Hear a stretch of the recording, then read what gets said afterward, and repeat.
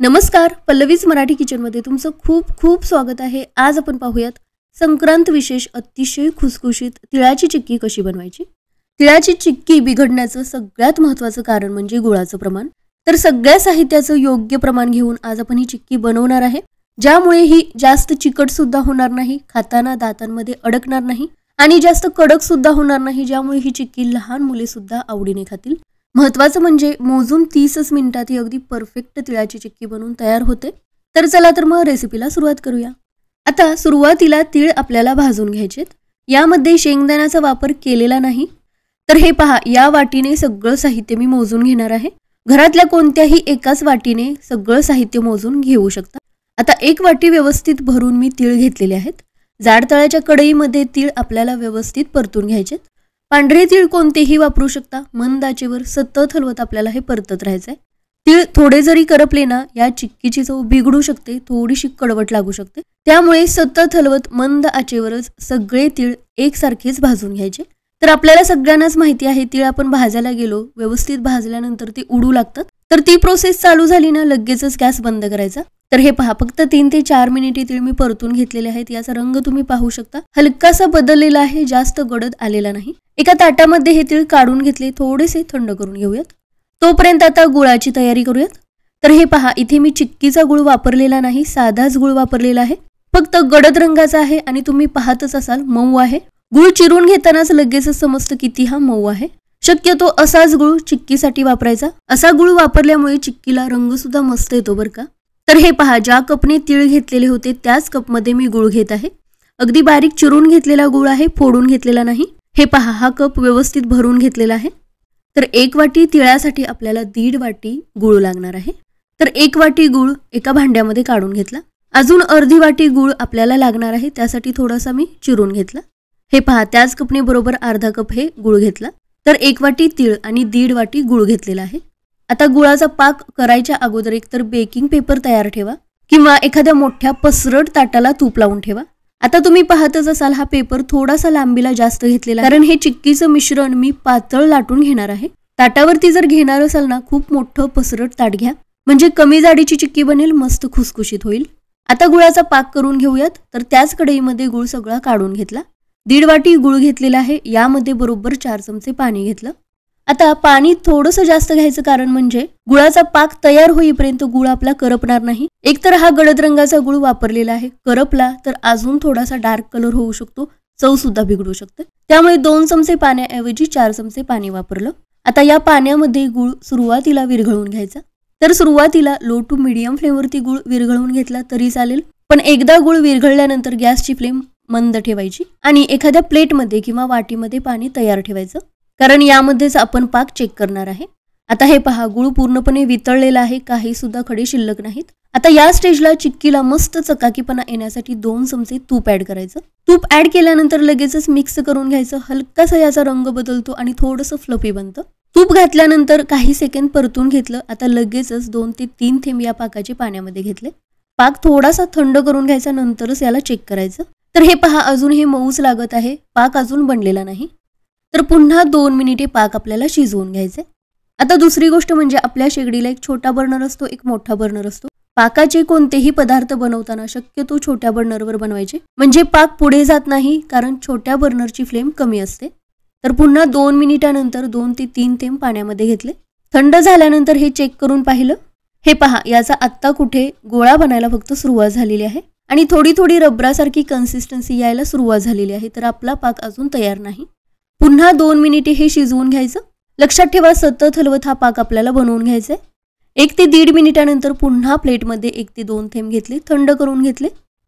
प्लेटमधला पाक थंड होतोय तोपर्यंत कढईतला पाक आपल्याला परततच राहायचंय। तर हे पहा, आता या पाकाला पूर्णपणे रबरासारखी कन्सिस्टन्सी आलेली आहे। आता या स्टेपलाच समजून जायचं की 1 ते 2 मिनिटातच आपला पाक तयार होणार आहे, कारण याची पुढची प्रोसेस म्हणजे पाक कडक व्हायला सुरुवात होते। त्यामुळे 1 ते 1.5 मिनिटाच्या अंतराने लगेचच हा पाक पुन्हा चेक करायचा। आणि हे पहा, 1 मिनिटातच आपला पाक आता तयार झालेला आहे। हे व्यवस्थित तुटत आहे, कडक झालेला आहे। प्लेटमध्ये जर टाकलं ना तर पटकन आवाज येतोय। तर पाक आपला तयार आहे, लगेचच गॅस बंद केला।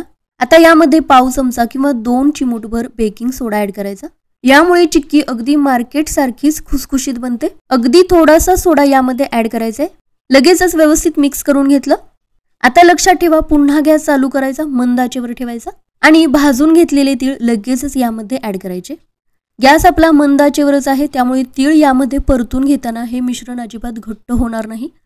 उष्णता मिळाल्यामुळे या दोन्ही गोष्टी व्यवस्थित मिक्स करता येतात। गूळ सुद्धा चांगला मुरला जातो आणि महत्त्वाचं म्हणजे हे मिश्रण आपल्याला थोडंसं पातळच ठेवायचं आहे, कारण अगदी पातळ हे लाटून घ्यायचं आहे। गुळाचा प्रकार जर थोडासा वेगळा असेल ना, तर तिळाचं प्रमाण सुद्धा थोडंसं बदलू शकतं। त्यामुळे असा जर गुळ नसेल, वेगळा गुळ असेल, तर तीळ थोडेच ऍड करून घ्या। तुम्हाला वाटलं की तीळ थोडेसे जास्त होतील, मिश्रण घट्ट होईल, तर तीळ थोडेसे बाजूला काढून ठेवा। यामध्ये मी सगळे तीळ वापरलेले आहेत। आता याची कन्सिस्टन्सी तुम्ही पाहू शकता। हे पहा, अजिबात घट्टसर हे झालेलं नाही। गॅस बंद केलेला आहे। हे पहा, कढईमध्ये हे असं पसरायला हवं। आता लगेचच हे बेकिंग पेपरवरती किंवा ताटामध्ये काढून घ्यायचं।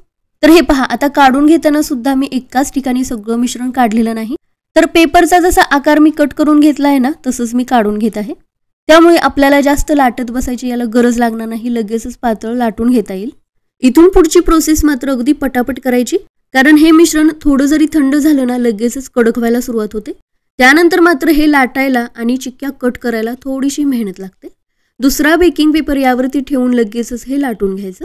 लक्षात ठेवा, ही चिक्की आपल्याला अगदी कमी जाडीची बनवायची आहे। पातळ लाटून हे घ्यायचे, यामुळेच आपली चिक्की मस्त खुसखुशीत बनणार आहे। दातांमध्ये सुद्धा खाताना अजिबात अडकणार नाही। आता आपल्याला हे बऱ्यापैकी पातळ लाटून घ्यायचे। लाटून घेण्यासाठी तसा थोडासा वेळ लागतो आणि त्या वेळेमध्ये हे कडक व्हायची खूप शक्यता असते। पण जरी कडक झालं तरी काही घाबरायची गरज नाही। जरी समजा कडक झालं, कट करता येत नाही, तरी ही चिक्की अगदी परफेक्ट शेपमध्ये कशी कट करून घ्यायची हे मी पुढे सांगितलंच आहे। तर हे पहा, अगदी पातळ लाटून घेतलेलं आहे, थोडंसं कडक झालेलं आहे, तरी सुद्धा पिझ्झा कटरने किंवा सुरीने हे व्यवस्थित कट करता येतं।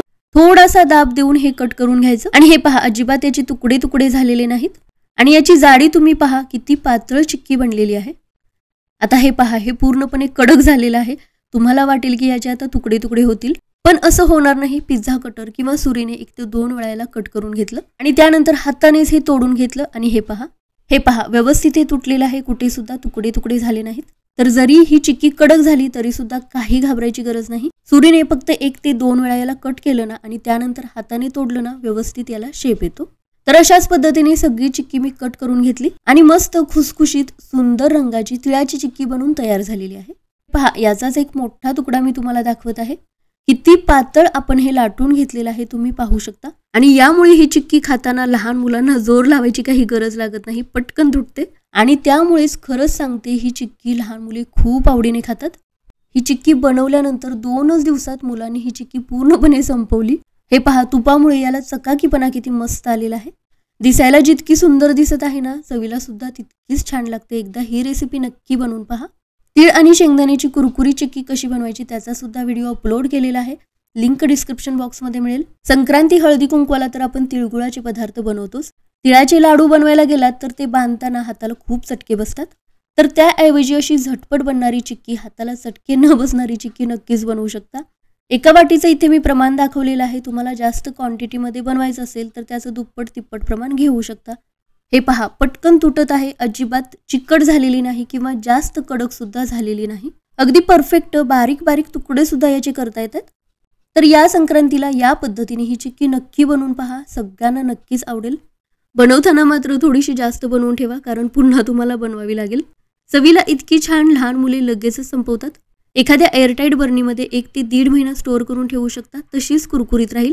रेसिपी आवडली असेल लाईक करा, शेअर करा, चॅनेलला सबस्क्राईब करा।